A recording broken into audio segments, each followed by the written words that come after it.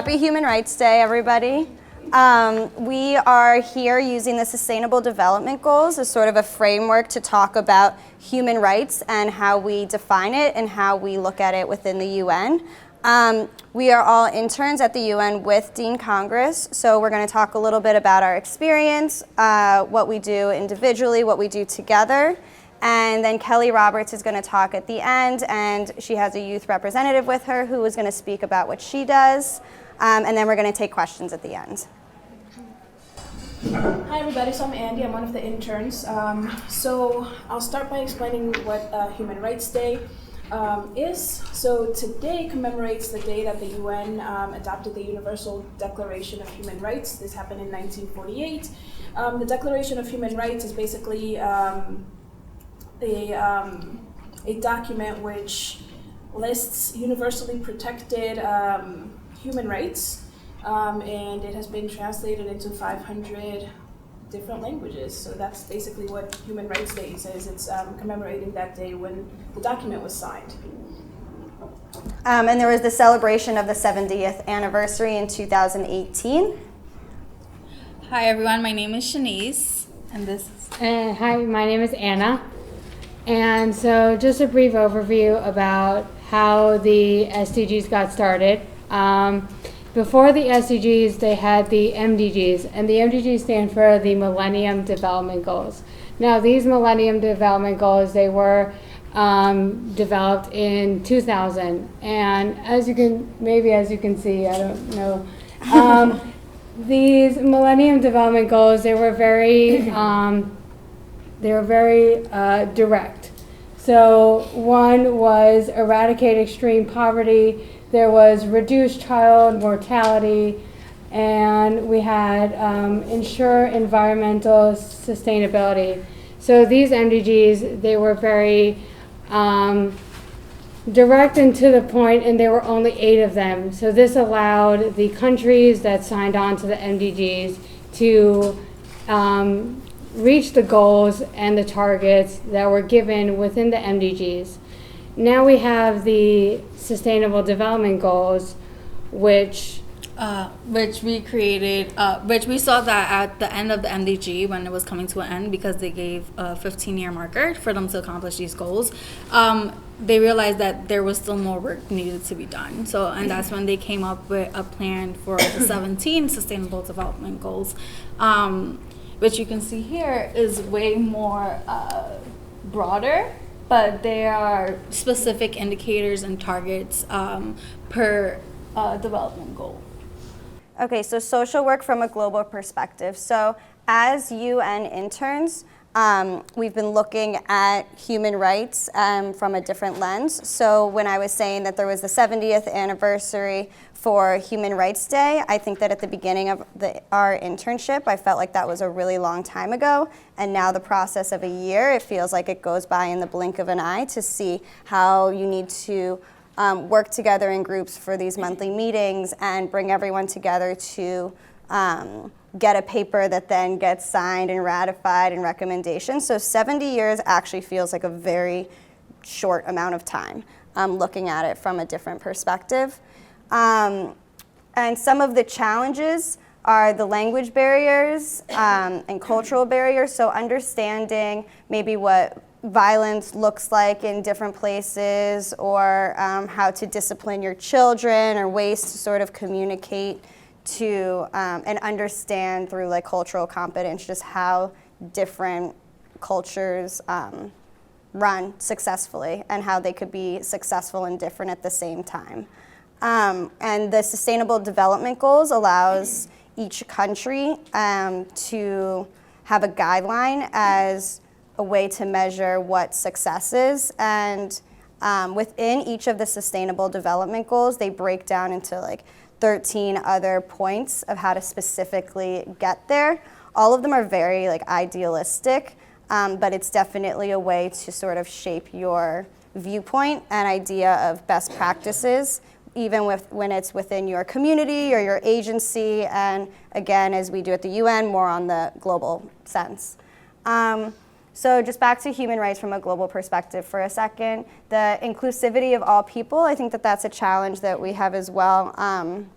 of just including every single type of disability or vulnerable population or people at war or women at war, and bringing all of the groups together so that everybody is recognized.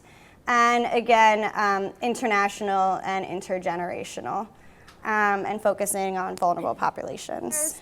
But this is all of the SDGs, and each of us are going to talk about our experience at the UN. Some of us have NGOs that we have been working with, and we're going to just talk about which SDG we kind of related to or sticks out to us, either if it's in our personal, professional life throughout the semester.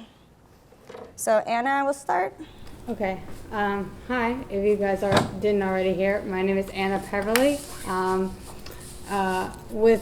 While working at the UN, I also represent the United Nations Association. This NGO brings UN issues to civil society so that they can discuss UN issues with members within their community. I think it's a really great idea since people don't really know what the UN is doing. I think this gives people a chance to kind of discuss and talk about what their feelings are and what their opinions are within and around the issues that the UN is talking about. The Sustainable Development Goal that I kind of most agree with, well, I mean, I agree with all of them, but I think the one that speaks to me the most, thank you, is probably reduced inequalities and good health and well-being. Within my NGO, I was able to attend and work the International Day of the Girl Child event, which had over 900 girls from neighboring schools and communities come and attend an event with other women of power, just speak to them. And it was a great chance to have them hear about women in power and just all the different opportunities they can have. So it was kind of a great opportunity for me to hear as well, just all the opportunities that women in general can have. And good health and well-being, well, I think everyone deserves good health and well-being, whether it be the most rich or the most vulnerable. I think everyone deserves that kind of opportunity, so that's it. Sorry, before we move on to Shanice, I know Dean Congress said a little bit about it, but just to give you an overview or kind of a idea of how we are all interrelated, every Thursday we have like an hour-and-a-half meeting where we all discuss what we did last week, what we're going to do this week, what we're going to do next week, discuss the week, how it went, and go on from there. So we work individually on our own NGOs and our own interests, but at the same time come together and we really learn a lot about each other's experiences as well. That kind of actually goes in line with what the Sustainable Development Goals are, because they all work together. You can't really have one without having the other. So I think even though Anna is saying maybe that's the one that speaks to me the most, when you start to see they really do all come together. And yeah, Shanice? Yeah. So I'm the youth representative for an NGO called Close the Gap. They're based out of Brussels. And what Close the Gap does is they bridge the digital divide to vulnerable communities. They mostly work in Africa, but they also work in other countries around the world, like Afghanistan or Indonesia.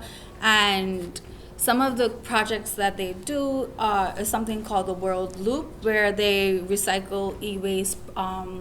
They recycle it environmentally in a responsible way when they are no longer useful.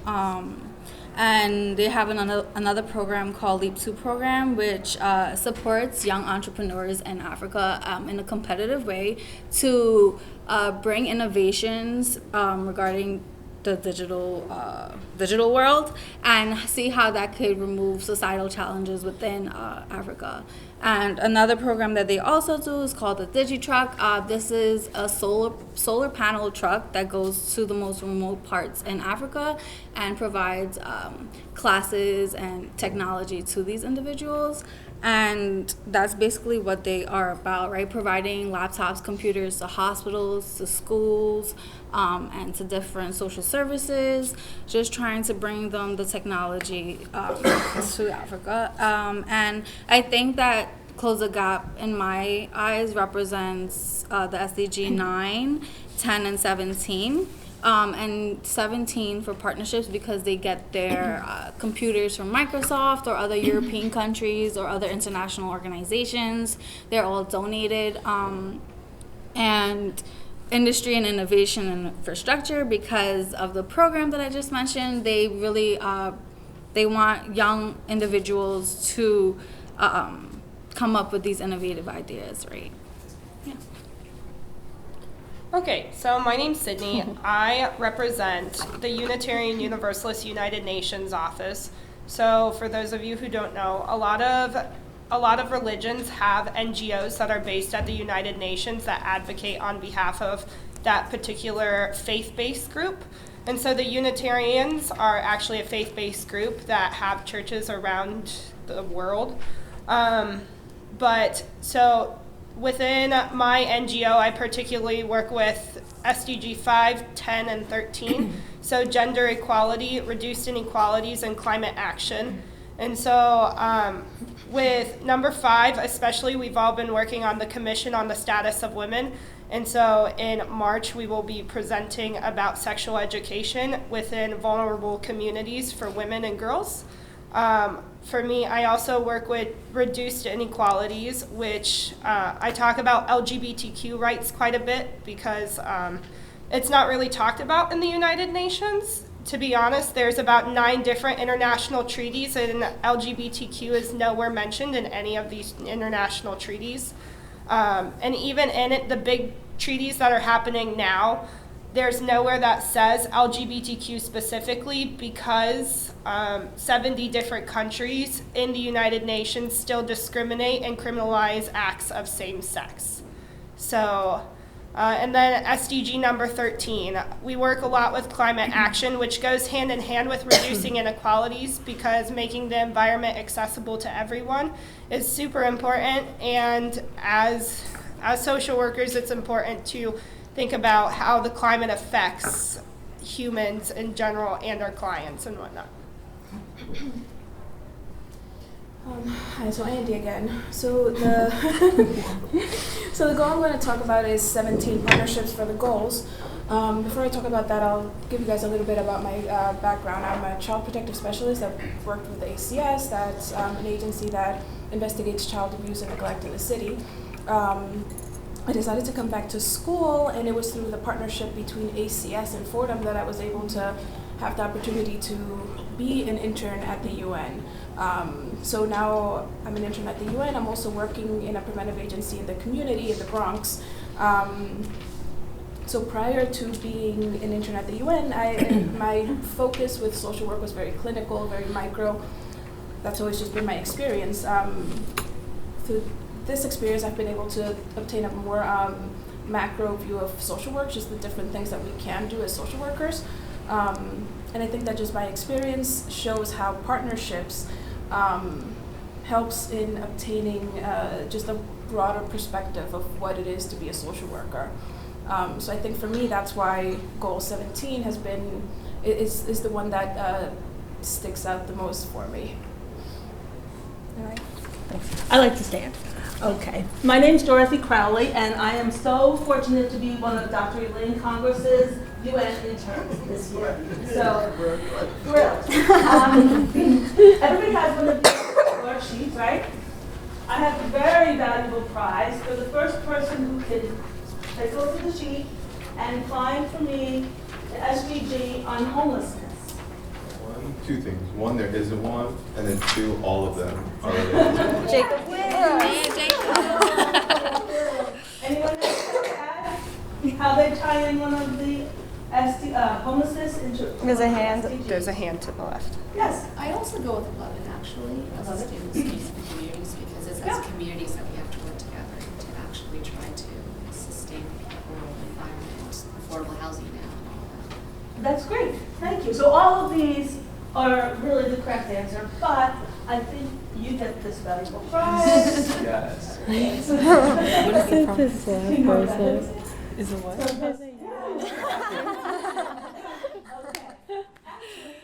I'm fortunate enough to be part of the Committee on Homelessness. I get to attend their meetings, and I'm on a subcommittee as well. And I just can't think of what the subcommittee name is right now. But in attending these meetings, I've learned about events like the Sleep Out Night, which just took place this past Saturday night in New York City. It was at Times Square, and it took place in a number of cities around the country. And this is where people got to have an understanding of a little bit what it's like to be homeless. Okay? Or homeless. Yeah, homeless. The Committee on Homelessness has pointed out to me that there's nowhere in the Declaration of Human Rights, and there's nowhere within this list of 17 SDGs where homelessness is mentioned. Yet, every one of these SDGs can be tied into homelessness, vice versa. Okay? So I just wanted to point out a couple of them. The SDG number 2, zero hunger. This is how the Homelessness Committee looks at that one. The homeless are one of the most food insecure population in the world. Okay? So again, there's no reference to homelessness in SDGs or in Declaration of Human Rights. And another one would be number 9, which is industry intervention and infrastructure. Improved infrastructure includes adequate housing for all. Okay, so none of these SDGs stand on their own. They're all intertwined, and this has just been an amazing experience being part of this program and just learning so much about the UN, the world, that sort of thing. Thank you. Great, so JR gave a really clear, good example of how all of the SDGs are related and interconnected. I wonder how many people knew about the SDGs with a raise of hands before this meeting? Okay, so most of you maybe did a quick Google search before, maybe knew from a few months ago, but that's good. I feel like usually it's not that many people.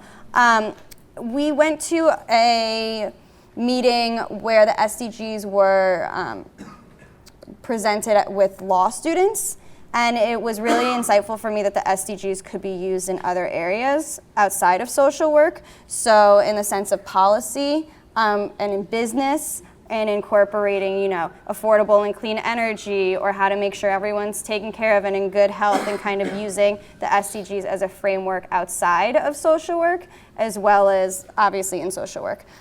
So a little bit about what I do at the UN. The NGO that I represent is the IFSW, the International Federation of Social Workers.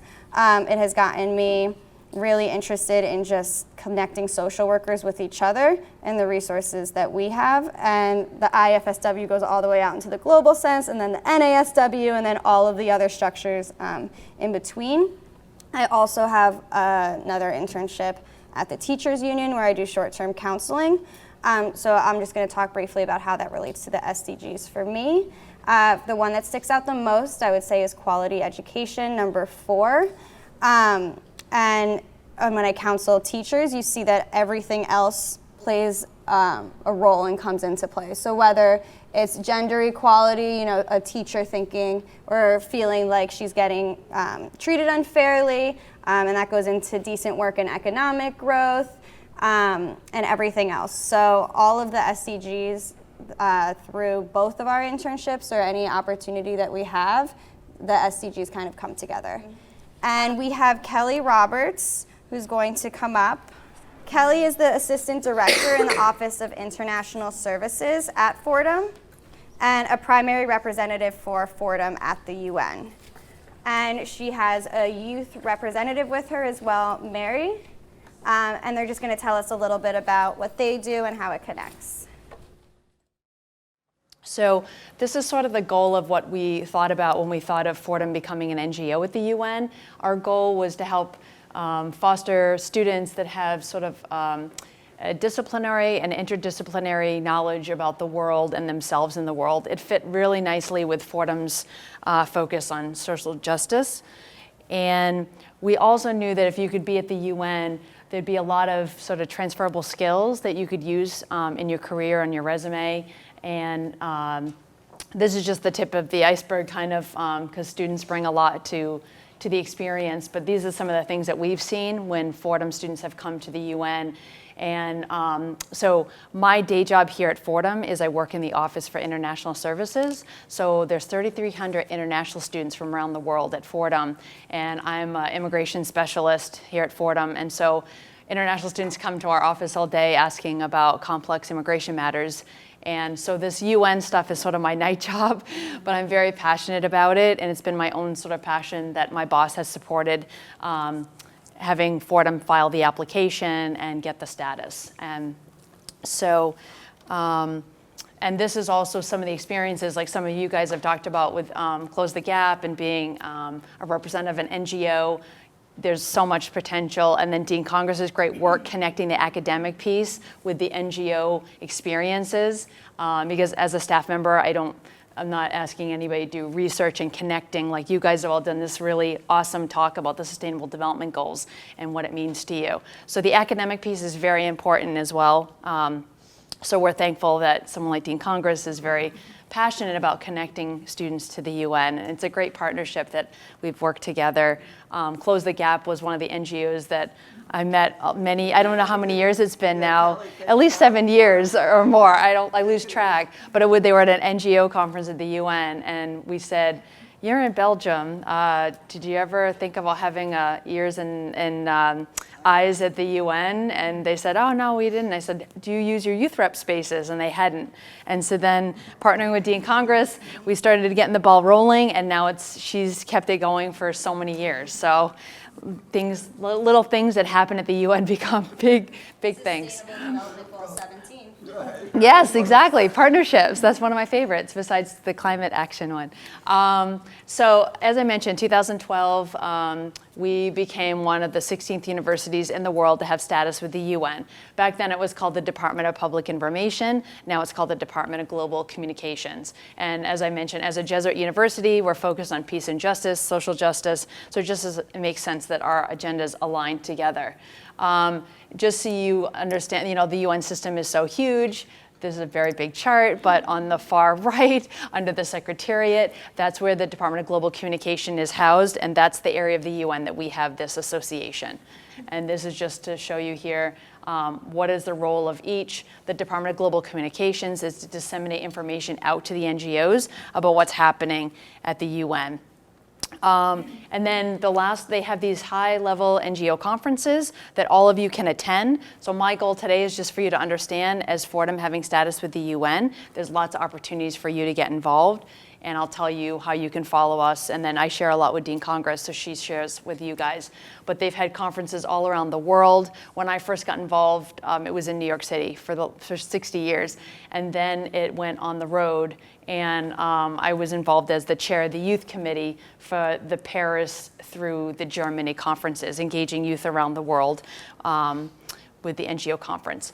And so what are the benefits? Why again, do we do this? Well, it creates a lot of opportunities for our university to host speakers, because a lot of times Mary will be at the UN, she'll meet people and say, oh, how can we utilize this contact that I've met? And then we think of partners on campus, other NGOs, other model UN groups that are interested, and then we create those things. Then faculty can come and do research and learn about things happening.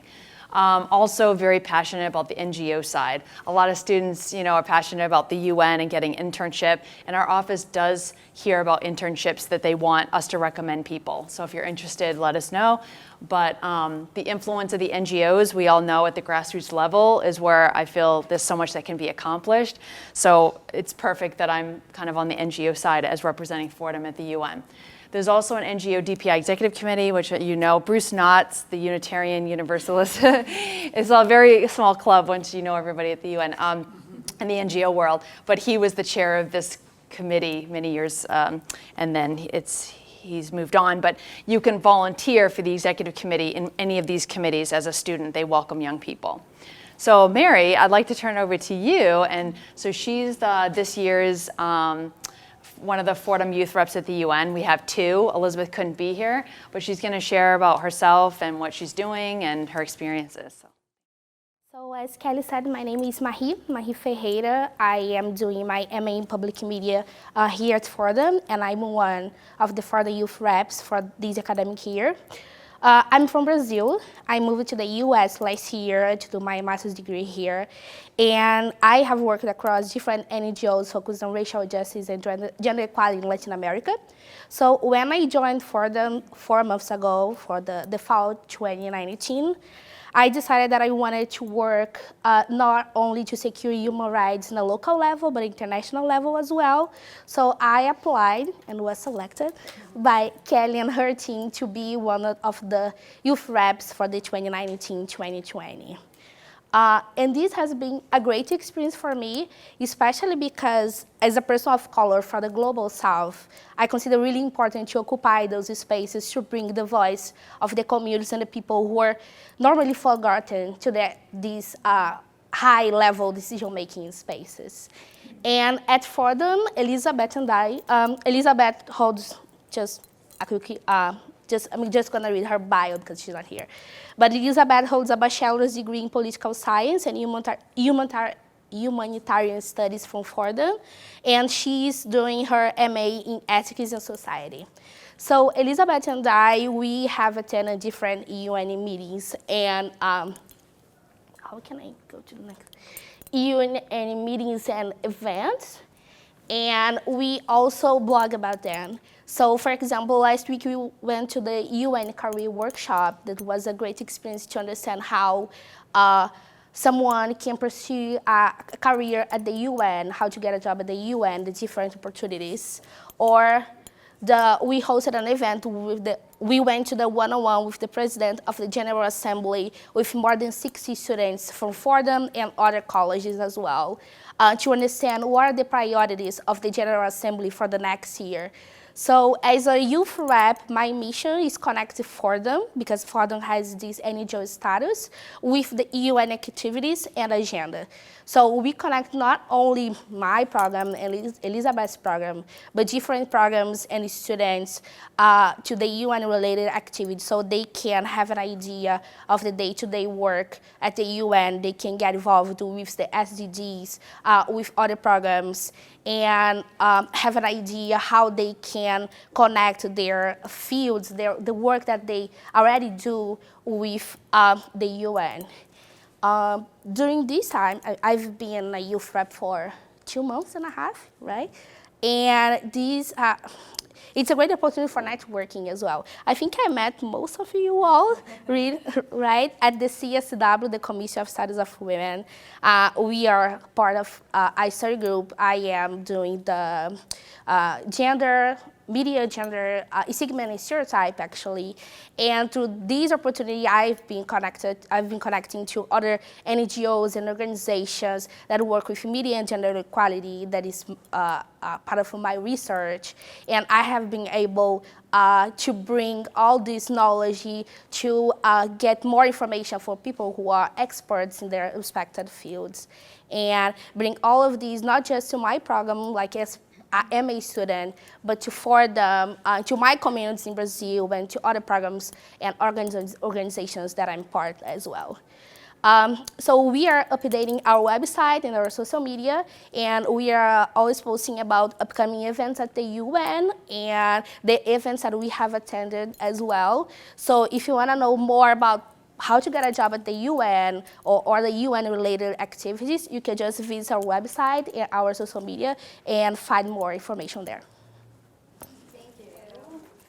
So the program, just so you understand it, it's open every usually fall if a student doesn't have to move on after one term due to class schedules. So we have our reps so next fall it will be open again, and just the stipulations is blogging, attending meetings as much as you can at the UN. And then these are just some pictures. We did a sustainable fashion show 2 years ago. That was a lot of fun, planned directly with the UN. We did the Don Land Indigenous film. Dean Congress was there and her colleagues. There's a lot of unique experiences, a lot of pictures of our students meeting some high-level officials. This was Anjane, you remember Dean Congress, one of the first Close the Gap representatives at the UN in the School of Social Services, and then we had an opportunity for a student back. Lots of things come through with our relationships with the UN. One was the World Press Freedom Day, where a student was asked from the Fordham RAM to speak on a panel about as her reporting in the Bronx for Fordham. And then, of course, the Sustainable Development Goals. And then lastly, this is just how you can get involved. These are our recommendations. Get involved with the annual conference planning committee for NGOs. You could be a youth rep, attend briefings. As Mary talked about the CSW, and Dean Congress talked about that. And then there's the UN webcast on the unwebcast.org. You can watch anything happening live. There's always an international day, like today for Human Rights Day, that you can be more knowledgeable. You can create a campaign around the Sustainable Development Goals, which has happened in the past. DESA has a focal group on youth. You can see what they're doing. The Secretary General has an envoy on youth. She has her own website that you can read what their agenda is. We have our blog. You can like us on the Facebook page. Also, the UNA was mentioned today. They're a great organization doing many good things. And that's it.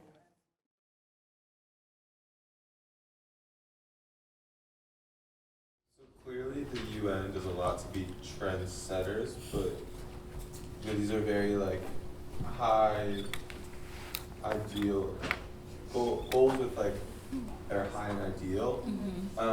Like what do they do to kind of be trend makers as well as trendsetters? Or what can they do also?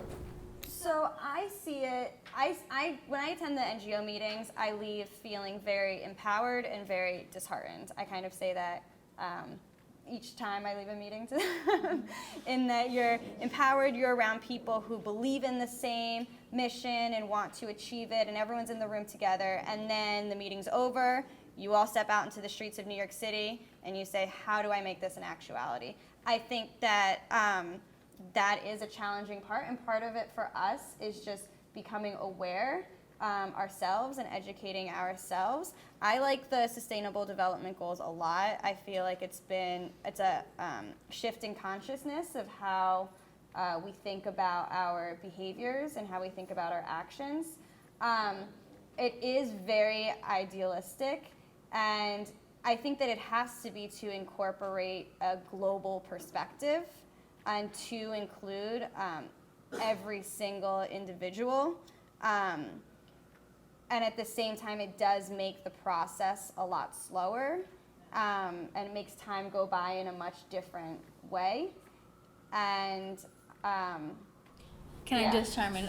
Even though it is idealistic, you can make it realistic by, there are like apps and things on your phones that you can connect to, different campaigns that are going towards different SDGs that you can actually participate in. So different events, that's your way of being a trendsetter or being in the trend, right? Like, what are your actions? What are you doing? How are you connecting? How are you networking and partnering in different things? And that's just how you become involved, by signing up, going to these meetings. Networking. I'm saying that it takes you to take that step forward. It's not just gonna land in front of you. You have to like take that step forward. Also, that these SDGs are very big, and I think that I read somewhere that they should be customized to each country's circumstances. You know, there are the developed countries that are more rich and democratic, or some may be democratic, but then you have the developing countries that are maybe more vulnerable. And these Sustainable Development Goals may not fit every single developing country, or may not fit every single developed country. So being able to develop these SDGs for each country will make a difference in how those countries, you know, put into place those SDGs and make each one effective for their own country. And then, but then we still have the fact that the poorest and the most vulnerable are still left behind in these SDGs. So you still have the homeless, you still have, those extreme impoverished people who are in the slums who are still going to be left behind, even with these SDGs in place. So there's still a lot of work. Sorry. No, go ahead. It's really clean cut in pictures, and they give like 1 to 17. It's a really long, intense It's document. 116 It's not that simple. They really break it up. And being at the UN, I've seen how the documents hold accountability to certain countries that sign on to it, that they can be referenced for later, saying, well, we had this goal, how can we achieve it? It gives structure to a global concept. Does anybody else want to say that? They do have periodic reviews where they do see how far a country's progress is made, and like Liz was saying, other countries do give recommendations to countries who are not making as much progress, and seeing like basically best practices, right? Like how can I adapt this to my country, and so on and so forth. But keyword here, recommendations. Yes, recommendations. So Keyword. people do not have to enforce them, Yeah. which is the problem with the United Nations that we're seeing Nothing is like enforced. If I may add, when I first started in this program, and it was really just a couple of months ago, I really thought the UN and the world were just too big. Like, how am I going to ever see a familiar face? How am I going to know where to go or anything like that? And now, it just seems so much smaller and manageable. And I am walking into rooms and seeing a familiar face, or exchanging business cards with other people, hearing about best practices, and making connections. And I never would have thought that was going to happen, especially in 3 months' time. Well, I had a question as far as, I went to the November 25th event for the UN Matters, and they were talking about New York 2030.